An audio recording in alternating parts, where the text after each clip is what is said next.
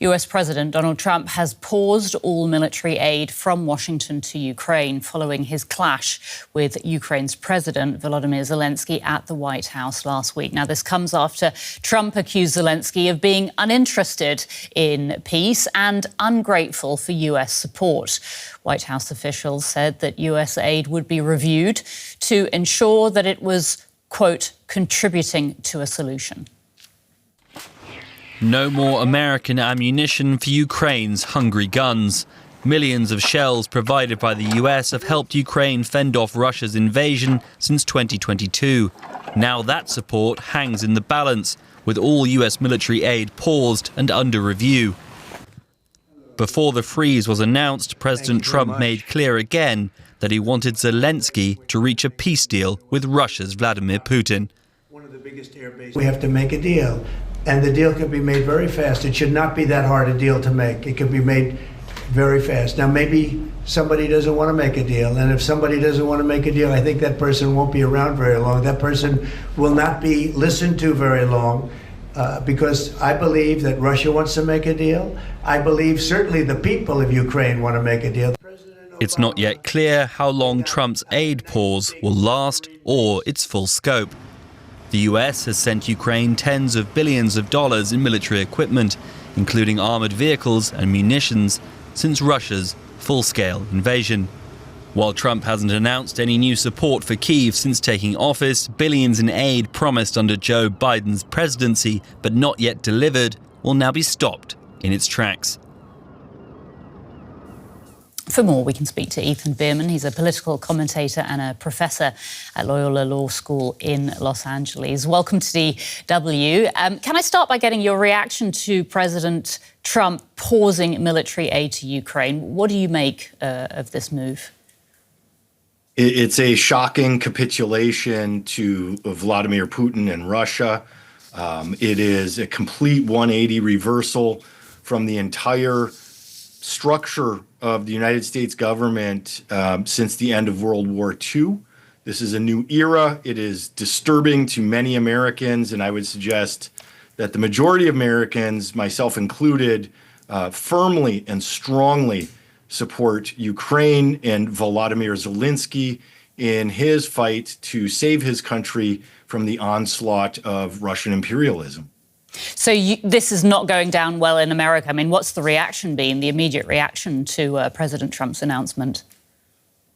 Well, I would suggest that his core base, which makes up maybe a third of the U.S. population, of course, supports Donald Trump. They listen to the propaganda, which is exactly what it sounded. It sounded like Putin's words, as a matter of fact, when President Trump was speaking in the clip that you just showed. That's not something that an American president would say. This is the majority of Americans see this as an abdication of the United States being a beacon of democracy and liberty to the world, to hide amongst ourselves like it's the 1920s in that form of isolationism, which leads to power vacuums and allows others, sometimes not ones that we want, to take advantage and fill that vacuum with their own autocratic beliefs. Do you think these tactics could just be a bluff? I mean, is there the potential that aid might be resumed sometime soon? Or do you think that the US president is absolutely serious about this? I mean, we've obviously got to remember that the US has been Ukraine's biggest source of military aid. Yeah, this is, I don't see it as a bluff. I see this as a fulfillment of whatever. It sure seems like that performance in the White House when it was a coordinated attack between Vice President Vance and President Trump, when Volodymyr Zelenskyy came to the White House to work on that minerals deal, and they thought there was an agreement, but that sure appeared to be orchestrated.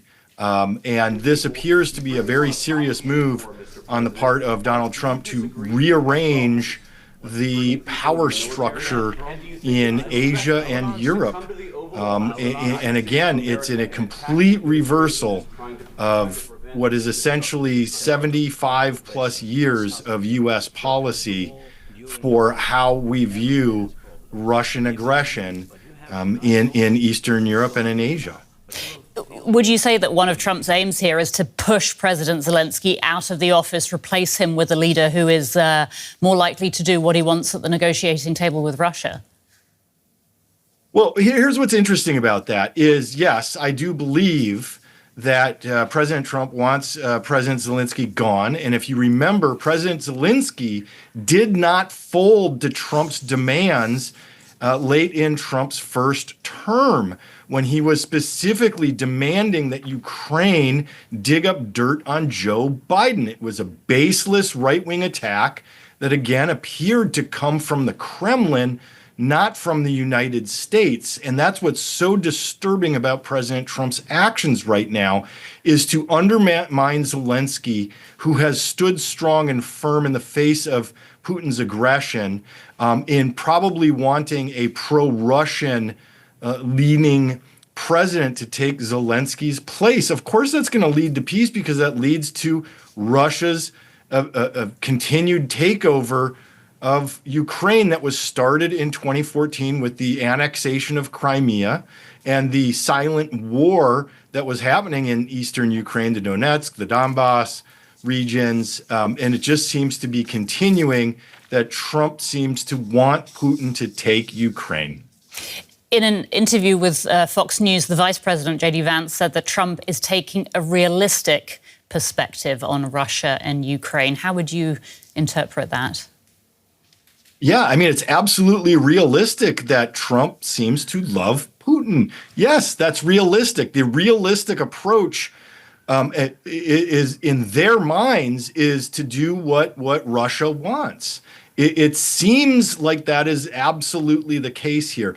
But what is realistic, if you care about democracy, liberty, the freedom of nations to be secure in their borders, of which Russia and the United States guaranteed in the Budapest Memorandum of 1994, the realistic approach would be to defend fiercely the eastern flank of NATO.